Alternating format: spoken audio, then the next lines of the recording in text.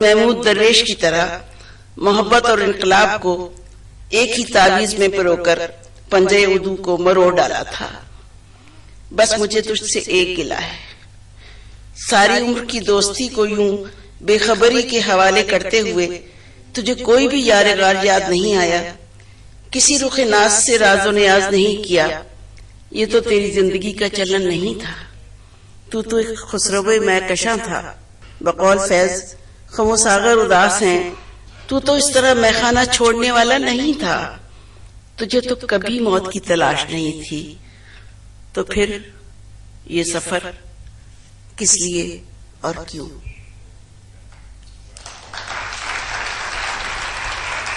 خواتین حضرات، ادب اور تنقید کے حوالے سے ایک اور بہت بڑا نام ہمارے ساتھ آج اس محفل میں موجود ہے، جنہوں نے فراز صاحب پہ بہت لکھا اور انشاءاللہ مزید بھی لکھیں گے۔ پروفیسر فتح محمد ملک صاحب سے ملتمس ہوں کہ تشریف لائیں۔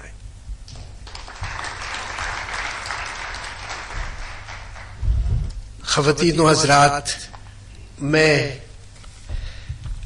ایک بہت قاہر لکھنے والا ہوں۔ احمد فراز پہ ایک کتاب شروع کر رکھی ہے، اب تک سمجھ نہیں آتا کہ یہ یادوں کی کتاب ہے یا شاعری کی تحسین و تنقید کی۔ آپ یہ نہ سمجھے کہ میں کتاب لے کے حاضر ہو گیا ہوں، فقط ایک اقتباس چھوٹا سا اس کتاب میں سے، جس میں فراز کی زندگی اور شاعری دونوں یکجان ہیں، آپ کی خدمت میں پیش کرتا ہوں۔ اس کا جو عنوان ہے وہ فراز نے ہی رکھا ہے۔ فراز کی نظموں کی کتاب میں ایک عنوان آتا ہے، قید تنہائی کی چند عبارتیں، تو انہی چند نظموں کو سامنے رکھا ہے۔ چند یادیں ہیں، کوشش کی ہے کہ یادیں نکال دی جائے، کتاب چھپے گی تو آپ پڑھ لیں گے، نظموں کے پہ تھوڑی سی بات ہو جائے۔ اور اس زمانے پہ احمد فراز کو سن 1977 کی ایک رات آرمی ایکٹ کے تحت گرفتار کر لیا گیا، گھر سے اٹھایا، آنکھوں پہ پٹی باندھی اور فوجی جیپ میں ڈال کر ایک تیرہ تار زندہ میں ڈال دیا گیا۔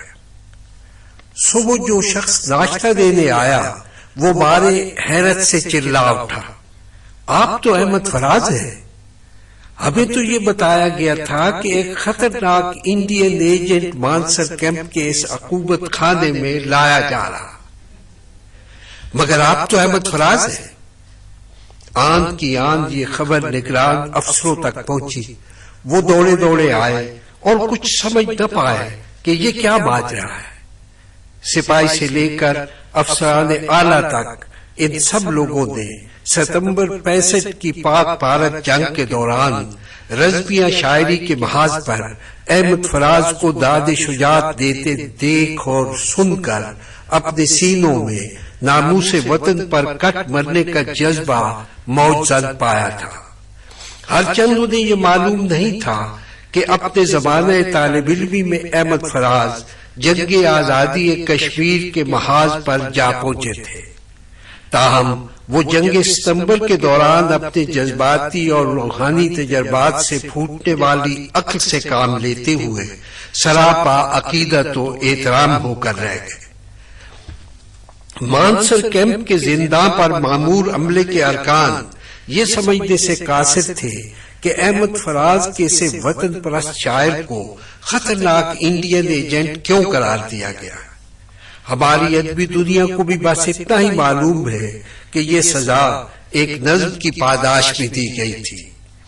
آرمی ایکٹ کے تحت گرفتار ہوئے اور عدالت عالیہ کے حکم پر رہا ہوئے۔ یہ خوشخبری انہیں سب سے پہلے ذوالفقار علی بھٹو شہید نے دی تھی۔ انہوں نے فون پر اطلاع دی تھی، فراز میں نے ایک بار پھر تمہیں بچا لیا۔ یہ نظم فراز کے کسی مجموعہ کلام میں تو موجود نہیں، مگر اس کے شعر اور مصرے اس زمانے میں زبان زدے عام ہو گئے تھے۔ انٹر سروسز پبلک ریلیشنز کے ایک سرکردہ افسر فراز سے ملنے آئے اور نظم کی ایک نقل اپنے ہمراہ لے گئے۔ یوں احمد فراز مانسر کیمپ کے زندہ میں جا پہنچے۔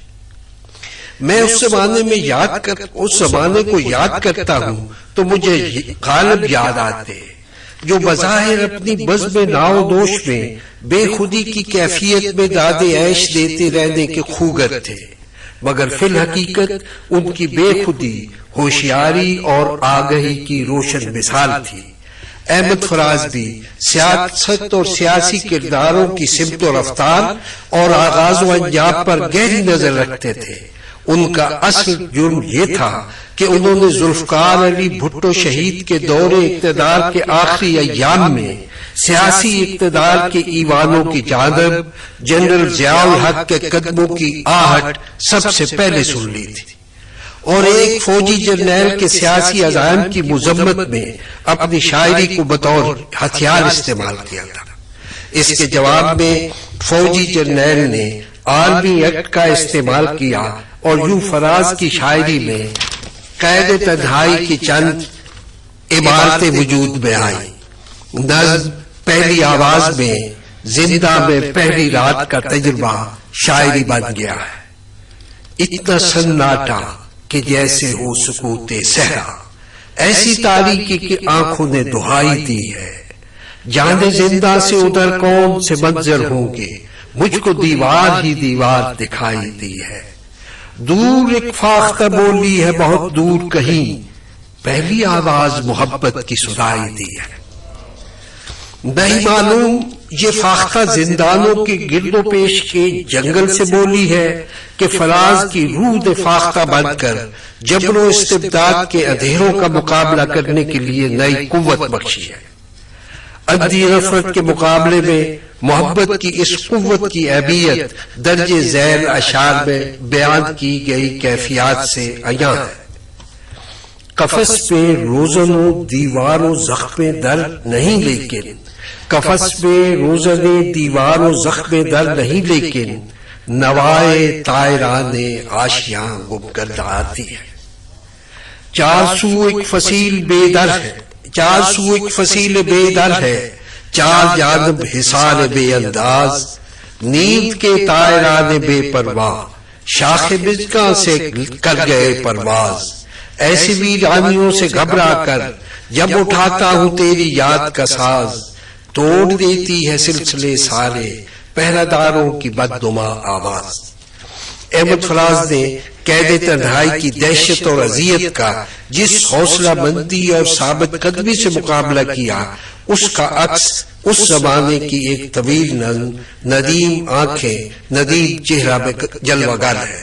اس نظم میں 3 کردار ہیں، ایک ہمارے سامنے بیٹھا ہے کشور ناہید، ایک فراز کے ساتھ جنت میں ہوگا یوسف، اور تیسرا احمد ندیم قاسمی۔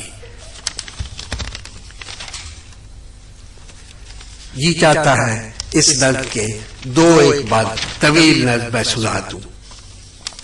ندیم چپ تھا مگر صدا کی شفیق آنکھوں پہ دکھ کی کائی جبی ہوئی تھی، صدا کے اس مہربان چہرے کا زخم جو کب کا بھر چکا تھا، وہ پھر ہرا ہو کے کچھ لب سے دل و جگر تک پہنچ چکا تھا۔ ندیم چپ تھا، مجھے تو ایسے لگا کہ جیسے کسی نے اس کے نحیف شانوں سے اس کے زندہ وجیح سر کو ہٹا کے زوبی کا ساختہ چہرہ سفانی لگا دیا۔ یہ ساعت جہاں ستاں کڑی تھی اور اس سے پہلے کہ سچ کا پندار واہموں سے شکست کھاتا۔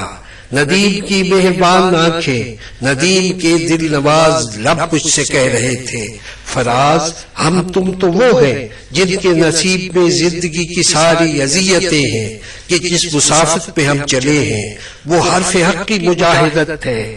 ہمیں نہ حص حشم نہ مال و منال کی آرزو رہی ہے، نہ ہم کو طبل و علم نہ جاہ و جلال کی جستجو رہی ہے۔ بس ایک قلم ہے کہ جس کی ناموس ہم فقیروں کا کل اثاثہ ہے، آبرو ہے۔ بس ایک سچ ہے کہ جس کی حرمت کی آگہی سے میرے بدن میں تیرے بدن میں، میرے قلم میں تیرے قلم میں وہی لہو ہے کہ جس سے عرفان کی نمو ہے، کہ جس نے